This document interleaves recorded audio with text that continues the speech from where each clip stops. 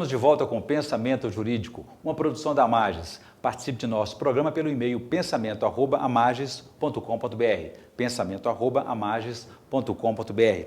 Hoje estamos discutindo as indefinições sobre a aplicação da lei da ficha limpa, já nas eleições do ano que vem, eleições municipais, e discutindo também a infidelidade partidária, criação desenfreada de partidos e migração partidária. A nossa entrevistada é a juíza Luciana Nepomuceno, do Tribunal Regional Eleitoral de Minas Gerais, que também é professora de Direito Processual Civil da PUC Minas Gerais. Doutora Luciana, a questão então, falamos no bloco anterior sobre a ficha limpa, as indefinições que ainda cercam esse assunto. Há uma discussão polêmica constitucional do transitado em julgado. Que ponto poderemos considerar que a condenação compromete o candidato? Primeira instância, segunda instância, colegiado, como é que funciona isso? Exato, Orion. Essa questão, ainda está pendente de um posicionamento pelo Supremo, mas hoje o que a 135, que é a lei que institui a ficha limpa, nos diz?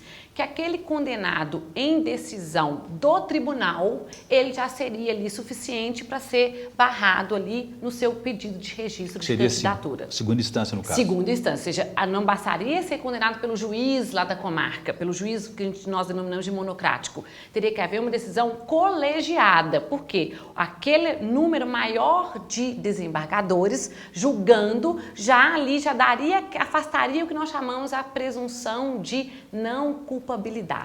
Então, essa questão tem que ser ainda definida. Por quê? Porque há quem critique essa regulamentação da lei, essa previsão legal, porque você estaria impedindo a pessoa do exercício maior, de ser votado, o direito ali ao sufrágio, de votar e ser votado, porque ela teve uma condenação ainda não transitada em julgado. O direito de defesa ficaria limitado. Exatamente. Mas há uma proposta, se não me permite, aí do presidente do STF, ministro César Peluso, com a PEC dos recursos, de valorizar mais as decisões de primeira e segunda instâncias.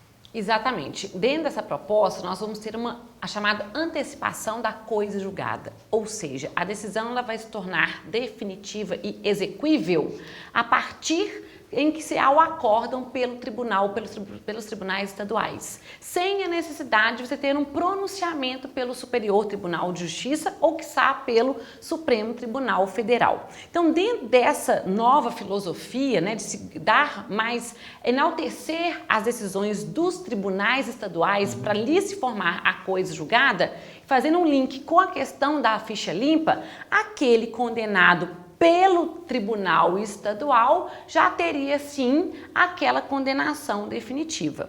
Porém, não se pode negligenciar que aquele que foi condenado pelo tribunal tem ainda o direito de se valer ali dos tribunais superiores. Havendo tempo hábil para isso. Do Superior Tribunal de Justiça e do Supremo, caso tenha uma questão constitucional, para ele rever a situação dele. Muito bem.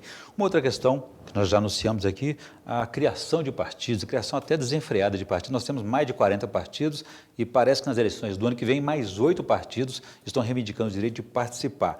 Aquelas punições adotadas pela Justiça Eleitoral de perda de mandato, por exemplo, isso parece que não inibiu essa migração partidária, né? Orion, a questão da que nós chamamos, da infidelidade partidária. Bom, só para fazer um panorama da infidelidade partidária, ela tinha uma previsão com a perda de mandato na Constituição de 67. A emenda constitucional número 1 de 69 introduziu a perda do mandato. Aí depois tivemos emendas que até chegar na supressão dessa previsão da perda do mandato.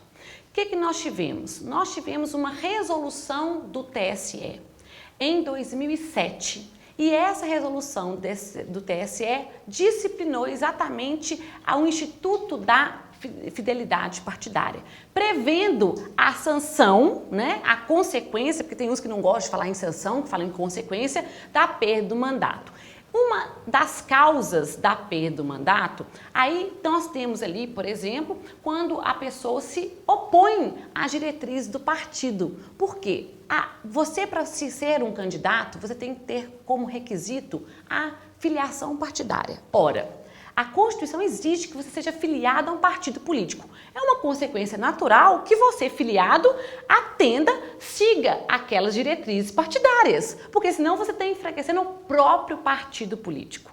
E o que nós temos? Essa resolução do TSE, porque o TSE legisla por meio de resoluções para suprir as lacunas da lei, criou o que nós chamamos de justa causa. motivos justos para que eu, parlamentar, migre de um partido para o outro. E é o caso. E a criação de novo partido é tida pela resolução do TSE como justa causa. Então você tem fusão de partidos, criação de novos partidos, mudança das diretrizes partidárias como justas causas objetivas para que aquele parlamentar possa migrar de um para o outro. No caso dessa mudança de partido, de criação de partido, ele tem um período mínimo de permanência no mandato dentro daquele partido ou não? Pois é, isso aí seria até mesmo uma proposta da reforma política, que a pessoa fique um período, vamos supor, de 6 meses naquela legenda para poder alterar. Porque, é claro, o que acontece no sistema hoje